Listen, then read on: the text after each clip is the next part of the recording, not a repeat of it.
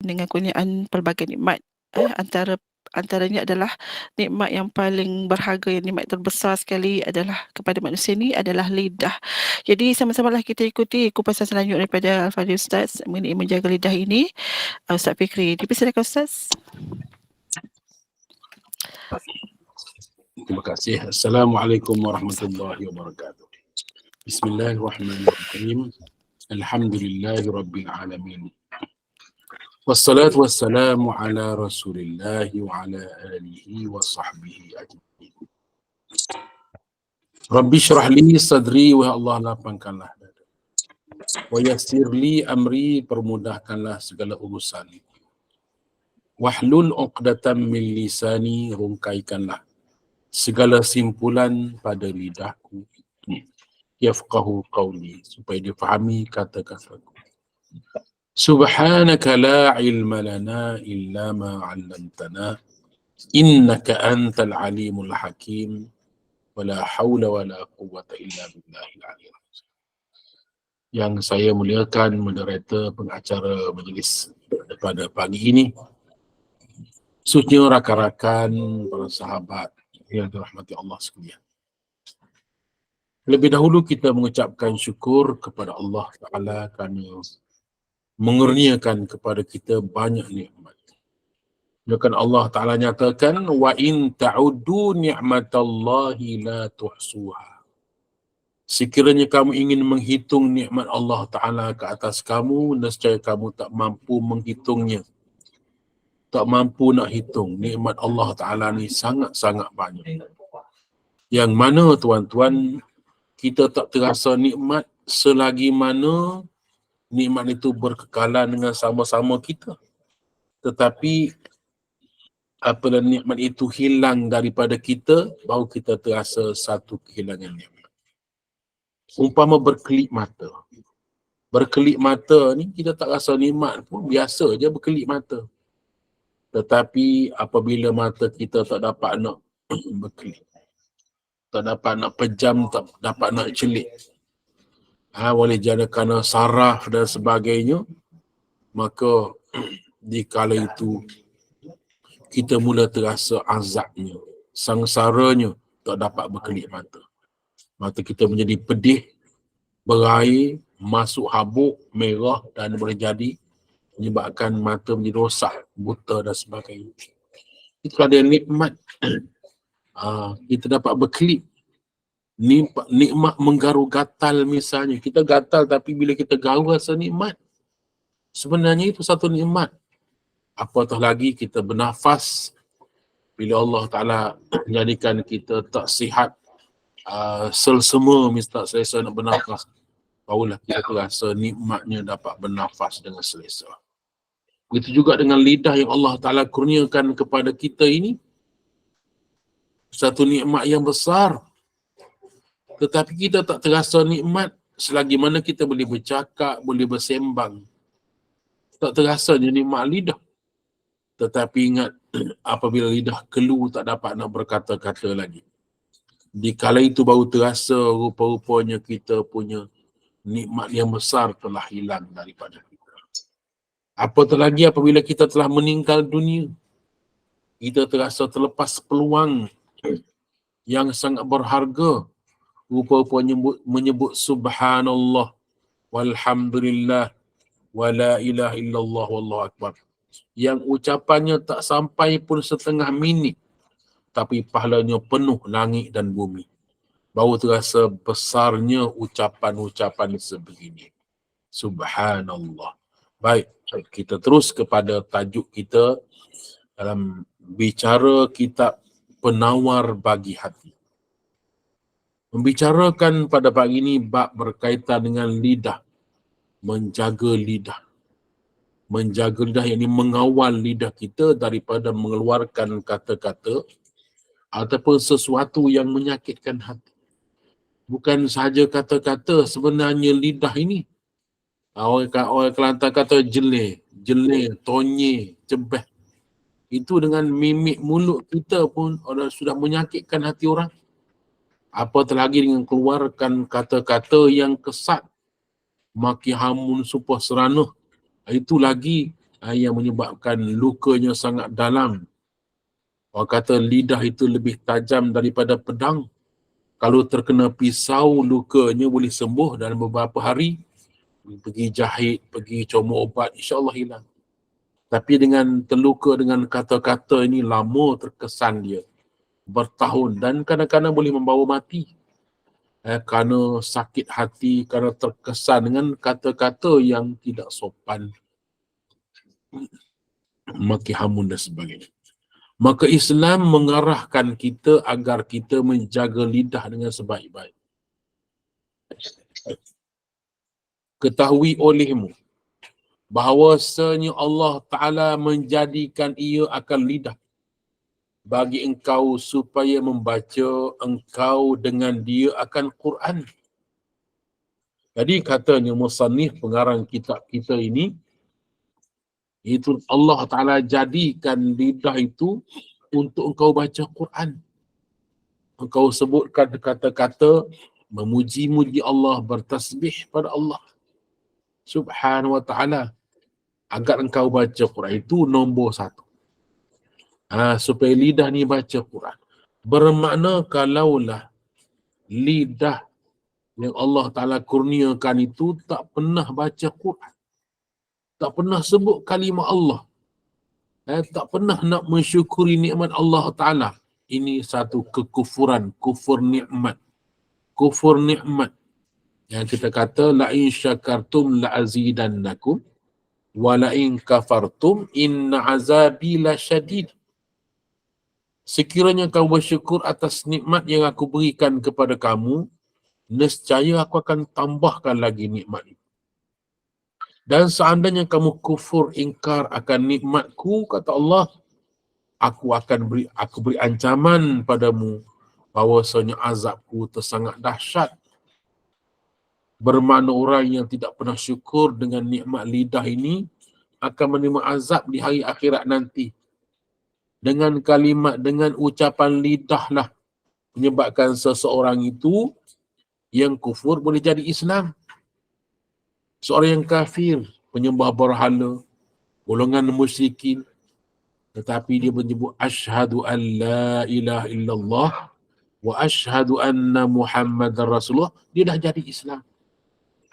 Kerana ucapan itu. Begitu juga seorang itu boleh terkeluar daripada Islam kerana lidahnya juga. Dia boleh keluar menjadi murtad kerana lidah, kerana ucapan. Subhanallah. Ini nak gambarkan bahawa pentingnya lidah. Benar sebagaimana kata moderator sekejap tadi, bahawa lidah merupakan anggota yang paling penting dalam banyak-banyak anggota pada badan kita ini. Maka kata musannif, Allah Ta'ala jadikan lidah itu untuk kamu baca Quran. Ataupun mana-mana ungkapan doa-doa, lafaz-lafaz yang diambil daripada Quran. Kita sebut subhanallah daripada Quran. Sebut alhamdulillah, kalimah daripada Quran. La ilaha illallah, kalimah daripada Quran. Dan hadis Nabi sallallahu alaihi wasallam. Dengan lidah ini juga kita gunakan untuk membaca hadis Nabi. Baca hadis Nabi, matan hadis tu baca hadis. Cari buku-buku hadis, baca matan hadis. Sebab hadis itu adalah ungkapan, kata-kata yang pernah diucapkan oleh Nabi sallallahu alaihi wasallam. Maka bila kita baca hadis, bermakna kita telah baca perkataan yang pernah diucapkan oleh Rasulullah sallallahu alaihi wasallam. Siapa tahu di hari akhirat nanti kita bangkit di hadapan Allah. Setelah kita tersekat sini, tak ada lain yang boleh menjamin kita dapat rahmat Allah. Maka dengan rahmat Allah Ta'ala kita bangkit, wahai Allah, kau kurniakan lidah kepadaku, dan lidah ini pernah mengucap kalimat-kalimat yang pernah diucapkan oleh Rasulullah sallallahu alaihi wasallam. Maka ampunilah daku, kesihanilah aku, rahmatilah aku. Siapa tahu dengan kata-kata sebegitu kita mendapat rahmat Allah dan kita dibawa ke syurga Allah. Subhanallah. Begitu juga untuk penghapusan dosa dengan ucapan lidah juga. Penghapusan dosa. dengan dosa, dengan lidah juga. Astaghfirullahalazim. Juga dengan ucapan lidah. Astaghfirullahalazim. Kita dah diampunkan dosa. Rabbil firli zunubi wali walidayya. Juga kita diampunkan dosa. Dan segala zikir dan menyuruh engkau dengan kebajikan dan melarang daripada kejahatan dan memberi nasihat engkau akan orang Islam dan menunaikan engkau akan hajat mereka itu dan mendamaikan engkau akan mereka itu. Ini di antara garis panduan ataupun beberapa senarai peranan lidah yang dimainkan oleh lidah. Itu dengan kita baca Quran, dengan kita baca hadis Nabi bagi tujuan mendapatkan ilmu pengetahuan dan panduan hidup dan berzikir pada Allah dengan lidah ini juga. Dan menyuruh kita akan buat kebajikan, kita suruh orang buat baik. Dan kita mencegah kejahatan juga dengan lidah. Man ra'a minkum munkaran falyughayyirhu biyadihi. Fa in lam yastati' fa bilisanihi. Fa in lam yastati' fa biqalbihi. Wa zalika adhafu. Siapa yang melihat kemungkaran yang berlaku di hadapannya dan dia cegah dengan kuasa daripadanya. Kalau dia tak mampu nak cegah dengan kuasa yang ada, dia tak ada kuasa, maka dia kena cegah dengan lidah, dengan kata-kata, dengan nasihat yang baik, dengan teguran dan sebagai peringatan sebagainya.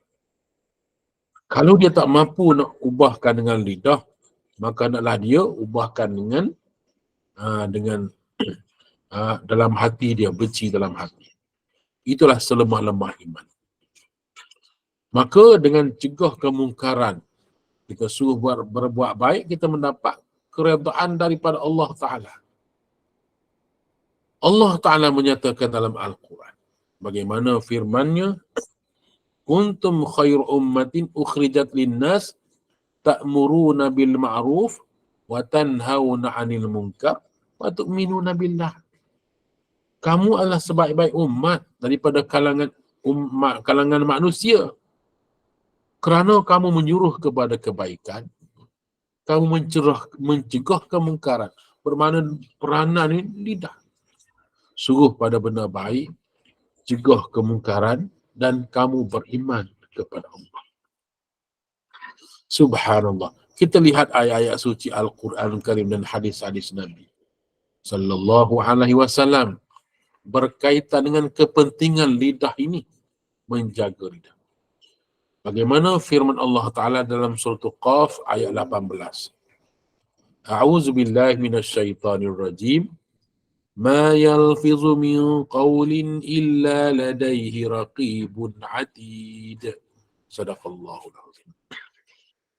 Tidak ada sesuatu pun yang dilafazkan oleh manusia melainkan ada malaikat pencatat. Malaikat raqib dan atid. Malaikat raqib balik kanan, dia mencatat kebajikan. Malaikat atid belah kiri dan dia mencatat kejahatan. Yang mana kata-kata kita ni semua dicatat. Semua ditulis. Cuba bayangkan.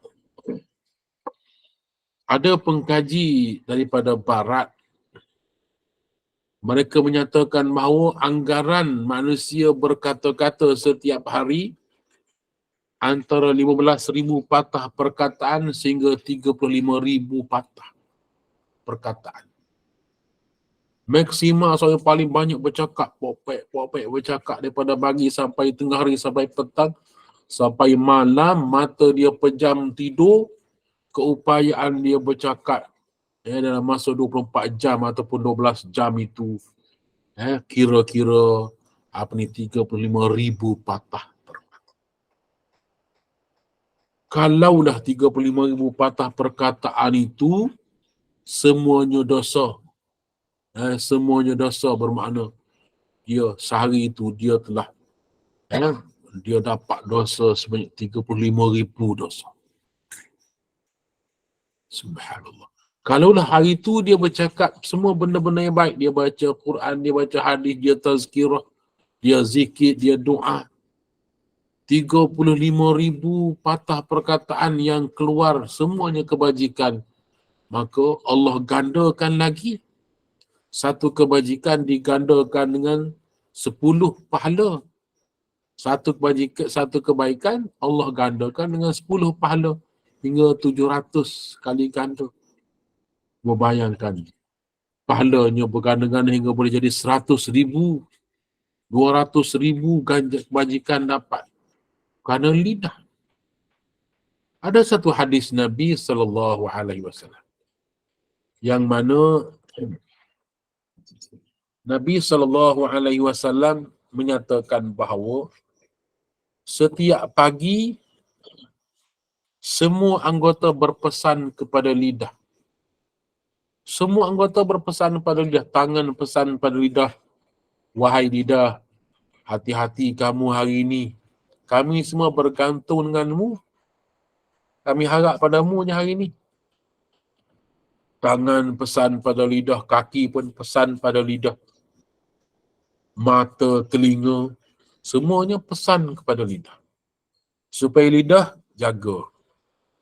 Jangan sampai rosakkan amalan yang kita lakukan. Pagi-pagi hari, kita buka mata, dah memuji-muji Allah. Alhamdulillahillazi ahyana ba'da ma amatana wa ilaihin nusyur. Kaki melangkah ke bilik air, membersihkan badan. Tangan pula dengan berwuduk, gosok-gosok basuh anggota wuduk. Memakai pakaian, berjalan ke masjid, semua tu pahala-pahala. Tangan seluk poket, buh duit dalam tabung, dapat pahala. Semuanya tangan dapat pahala, kaki dapat pahala masing-masing. Mata dapat pahala kerana melihat Quran, melihat jalan ke masjid. Segala-galanya semua dapat pahala daripada pagi sampai tengah hari sampai petang. Tiba-tiba petang hari lidah pergi mengungkit-ungkit pemberiannya. Tangan dah elok-elok, dah buh duit dalam tabung, dah bantu orang tu, bantu orang ni, belanja orang tu makan, belanja orang ni minum, dah dapat pahala banyak dah. Dengan mata, dengan telinga, dapat pahala banyak. Tiba-tiba mulut mengungkit, mulut mengumpat, mulut keluarkan kata-kata yang kesat. Habis semua, habis pahala. Tangan kata, saja aku hari ni, tak ada apa-apa. Sia-sia aku hari ni. Kerana mu lidah telah merosakkan amalan aku, pahala aku. Kaki kata, habis aku pahala hari ni. Berapa langkah aku ke masjid. Apa langkah aku nak berjalan ke masjid majlis ilmu. Kerana mu wahai dah mengumpat, habis pahala aku dibagi ke orang lain. Hangus habis amalan. Kerana dengki sebagainya, lidah. Ni dahsyatnya. Kalau dapat gunakan dengan baik, maka lidahlah akan mendapat pahala sebanyak-banyaknya. Tapi kalau lidah itu tak dijaga dengan baik, maka lidahlah menjadi perosak kepada amalan-amalan yang lain. Subhanallah. Wala hawla wala quwwata illa billahil aliyyil azim. Kita lihat lagi bagaimana dinyatakan di sini ialah al-lisamu wal kalam ni'matun azimatun. Lidah dan kata-kata itu merupakan satu nikmat yang besar. Kita boleh bercakap ni satu nikmat besar. Kita boleh berkomunikasi dengan isteri, dengan anak-anak, dengan kawan-kawan. Satu nikmat. Sebab itu, kadang-kadang orang yang dia kesunyian seorang diri, dia boleh pergi jumpa kawan-kawan, dia boleh sembang jumpa dengan kawan-kawan dia. Kenapa? Boleh menghilangkan stres, boleh menghilangkan masalah, kerana lidah boleh menyatakan hasrat. Kerana lidah. Maka ni'matun azimatun, nikmat yang besar lidah. Takunu min khilaliha al-ibadat al-qawliyatu al-mutanawwi'ah. yang mana dengan kata-kata ni ialah boleh keluar daripada lidah, ucapan lidah ini banyak ibadat. Doa, ucapan lidah, baca Quran dengan lidah, baca hadis Nabi dengan lidah, dengan tazkirah. Dan saya pun sekarang menggunakan lidah saya menyampaikan maklumat-maklumat. Guru menggunakan lidah menyampaikan kata-kata, ilmu dan sebagainya. Maka semuanya main peranan penting dalam lidah ini. Menggambarkan bahawa besarnya peranan dimainkan oleh lidah ini. Jadi ibadat yang berbeza-beza, berbagai-bagai dengan lidah. Kalau tangan, kaki ada ibadat yang tertentu. Tapi lidah ini banyak. Misal dalam salat, takbiratul ihram, lidah. Baca doa iftitah, lidah. Baca surah Al-Fatihah, lidah. Baca surah, lidah. Bertasbih, lidah. Beristighfar, lidah. Baca tahiyat, lidah. Selawat ke Nabi, lidah. Memberi salam, lidah. Banyak anggota amalan-amalan yang kita lakukan dengan lidah ini. Jadi dengan daripada lidah jugalah keluar kita boleh tunaikan hajat kita. Kita boleh pergi ke pasar, menjual, membeli juga menggunakan kata-kata. Jadi begitu jugalah dia katanya, lidah jugalah boleh merosakkan amalan. Falisanu yasruqul hasanat. Maka lidah telah merompak kebajikan-kebajikan itu, boleh merosakkan, mencuri, merosakkan kebajikan. Bi amalihi li sayyi'at, kerana amalan lidah yang buruk, yang keji. Minal ghibati, kerana dia mengumpat. Wan namimatu, dan dia mengadu domba, mengacung. Wa qauluz zur, dan menjadi sumpah dusta. Kata-kata dosa. Wa syatmun nas, dan dia mencaci manusia, caci orang lain, mencaci, mencela orang. Jadi semua ni kejahatan lidah yang boleh merosakkan amal-amal ibadat yang lain. Kata dia, boleh mencuri pahala amalan lain. Boleh mencuri pahala amalan lain. Kerana apa? Kerana dengan dia mengumpat, mencuri. Satu hari Syekh Hasan Al-Basri dia orang sampaikan kepadanya berita, wahai Tuan Guru, beberapa orang telah mengumpat Tuan Guru hari ini. Lalu Syekh Hasan Al-Basri kata, engkau pergi jemput dia datang ke rumah. Jemput siapa? Jemput orang yang mengumpat pada saya tu, suruh datang rumah saya petang ini. Baiklah Tuan Guru, katanya, menyampai berita. Tiba-tiba beberapa orang yang mengumpat Tuan Guru itu datang ke rumahnya. Datang ke rumahnya, dan Tuan Guru pun terus masuk ke rumahnya, masuk ke biliknya, dan mengeluarkan beberapa dulang daripada buah-buahan, buah tamarnya, buah anggurnya, beberapa dulang. Dan diberikan kepada orang yang mengumpat itu satu dulang seorang. Dia bagi dulang yang berisi dengan makanan itu. Setelah beberapa lelaki itu pergi dan menyampai berita tadi, kenapa Tuan Guru bagi kepadanya hadiah daripada makanan sebanyak itu?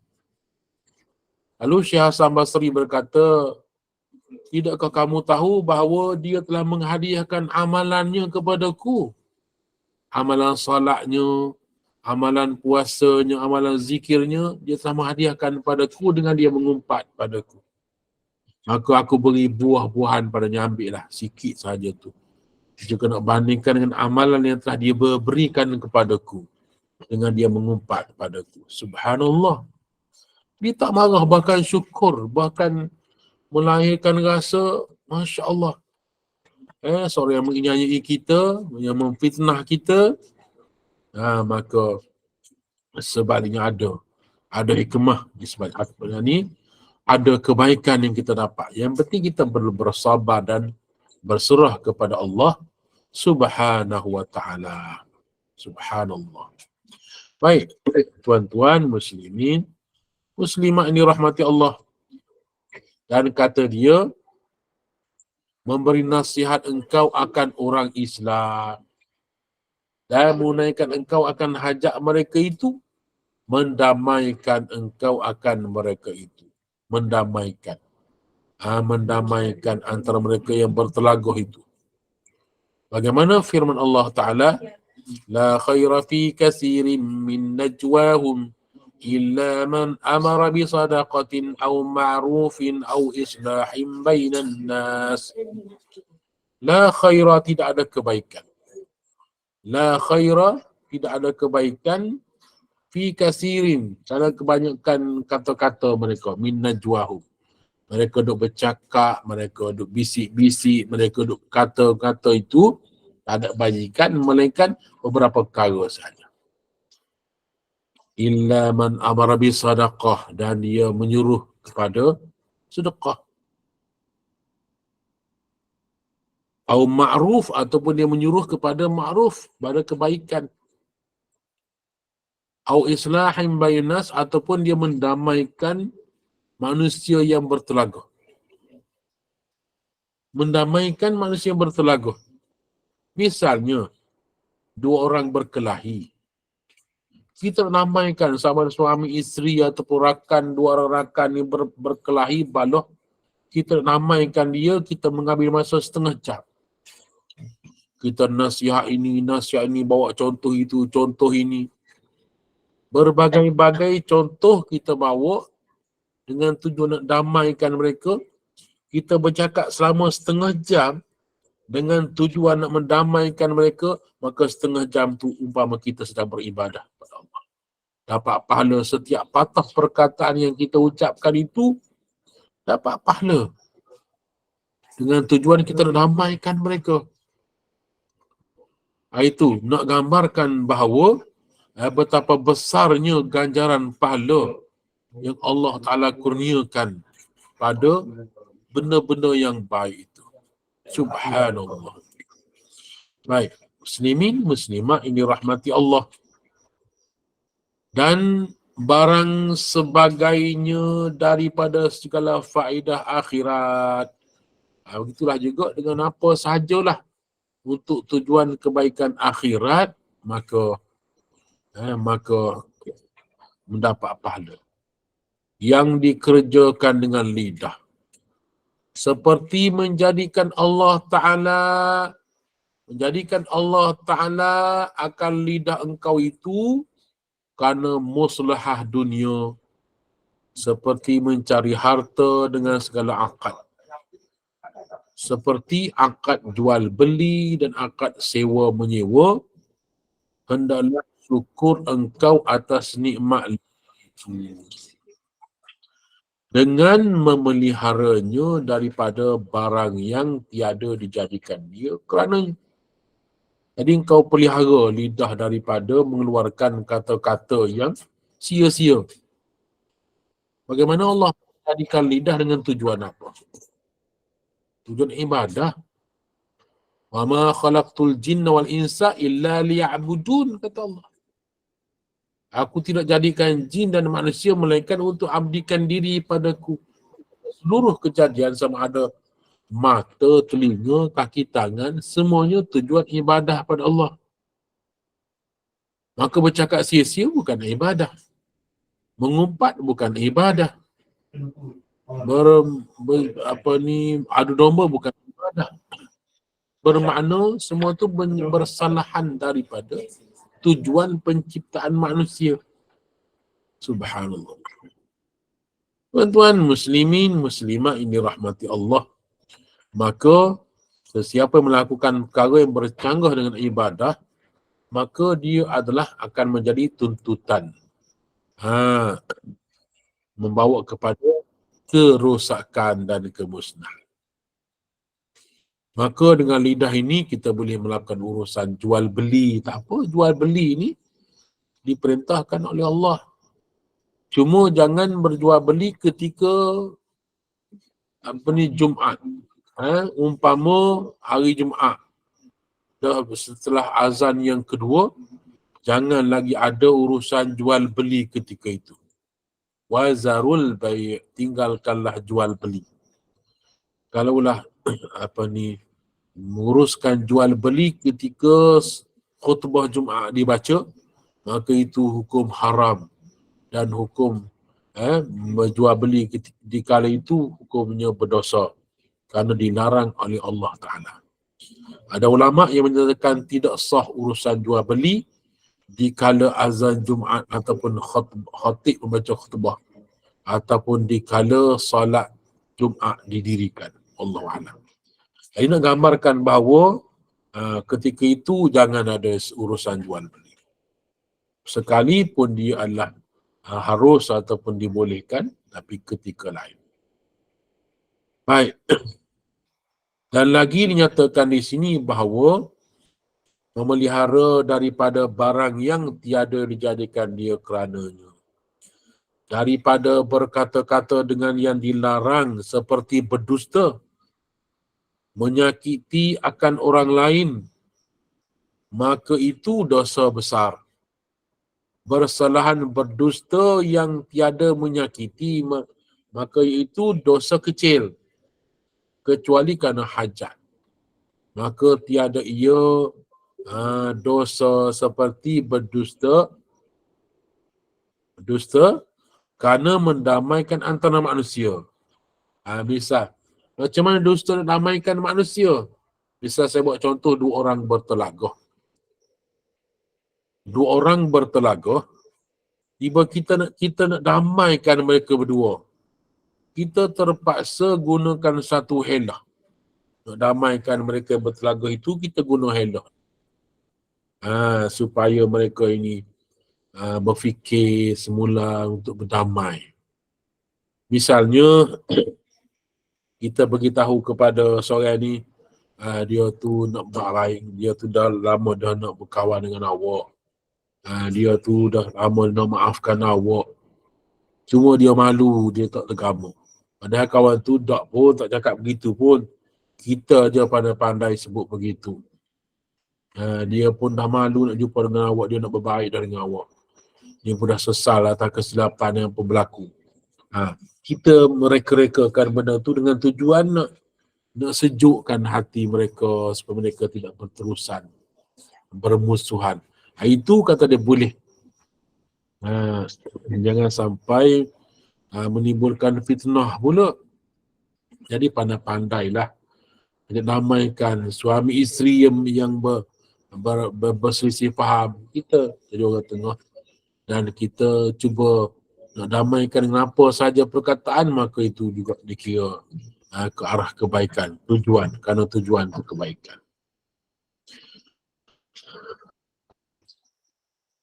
Baik, kita lihat beberapa ayat suci Al-Quranul Karim yang berkaitan. Antaranya lagi ialah sabda Nabi SAW. Sebagaimana hadis riwayat Abu Musa Al-Asy'ari radhiyallahu anhu.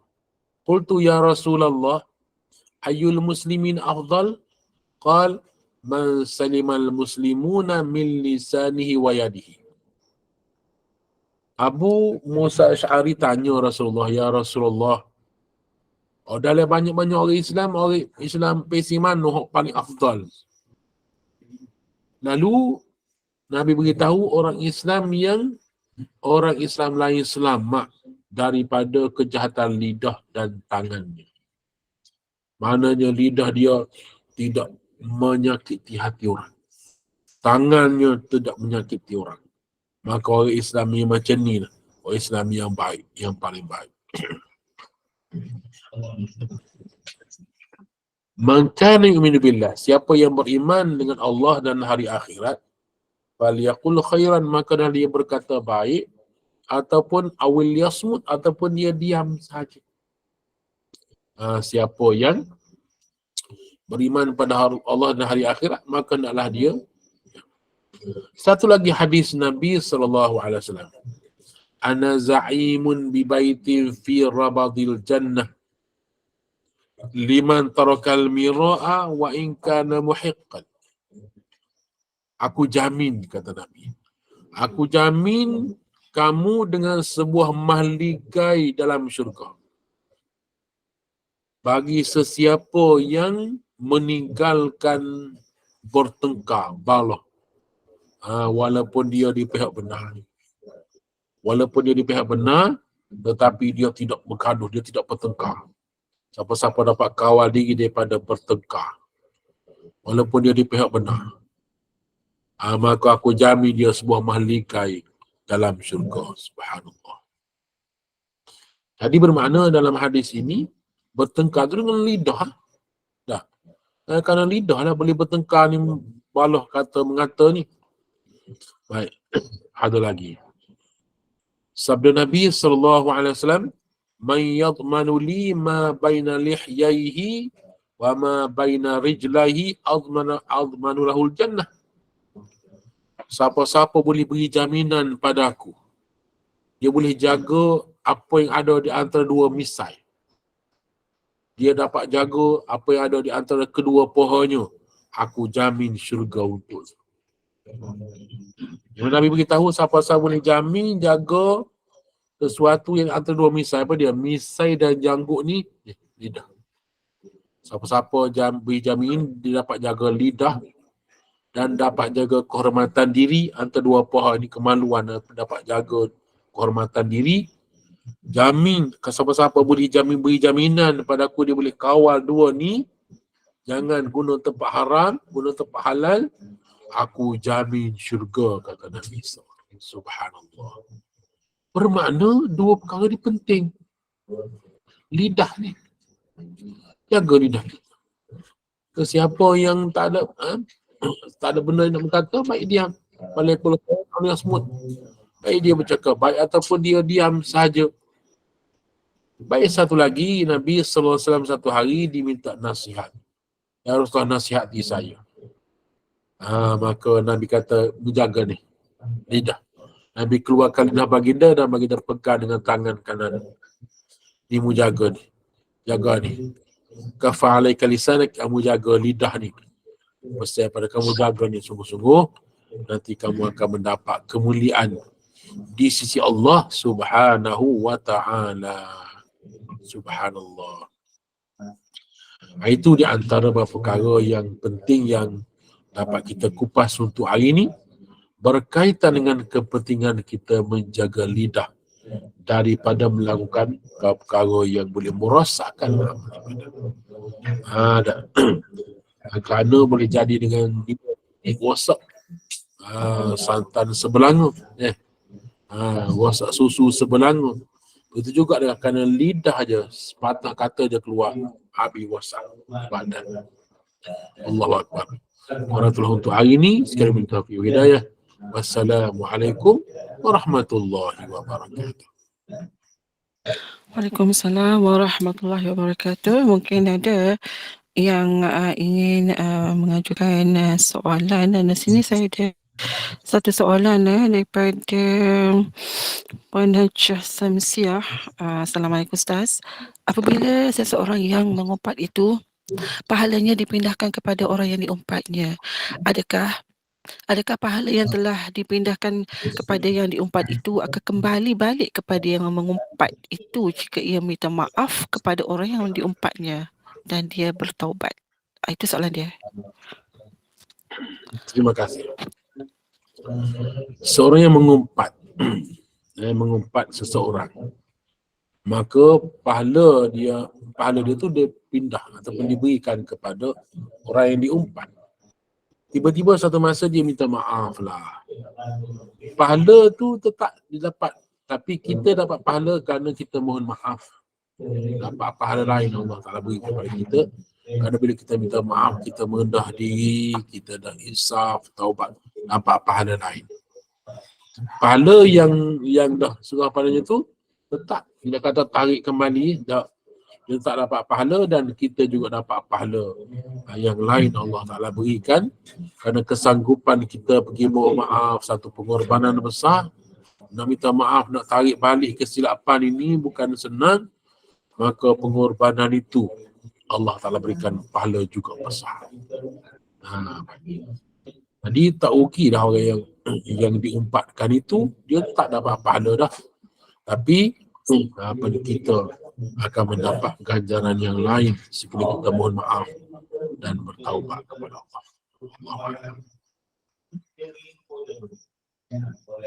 Okey, ada lagi ke yang nak bertanya? Saya nampak kat sini angkat tangan tu Pensavaria.